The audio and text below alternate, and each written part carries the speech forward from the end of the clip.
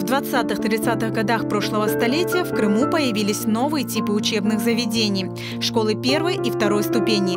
Это был расцвет системы крымско-татарского народного образования. Первая ступень предназначалась для детей возрастом 8-11 лет, вторая – 12-17 лет. В 1924 году, благодаря усилиям крымско-татарской интеллигенции, на родном языке обучалось 15 тысяч учащихся в 351 крымско-татарской начальной школе.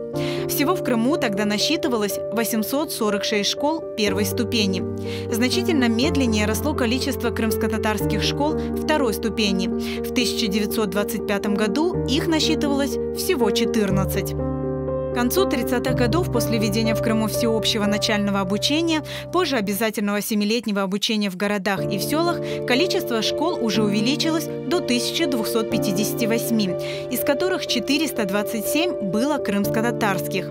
Число крымско-татарских школ преобладало в Алуштинском, Балаклавском, Бахчисарайском, Карасу-Базарском, Судакском и Ялтинском районах. В этот период активно развивались школы на языках всех народов, населявших полуостров – немецкий, армянский, болгарский, греческий, еврейский. В них обучались 200 тысяч детей, из которых 45 тысяч были крымские татары. С увеличением количества учебных заведений росла потребность и в подготовленных педагогических кадрах. Тогда открываются педагогические техникумы в Кефе, Ялте, Ахмеджите. В эти же годы начал действовать и крымско-татарский фельдшерско-акушерский техникум в Ахмеджите.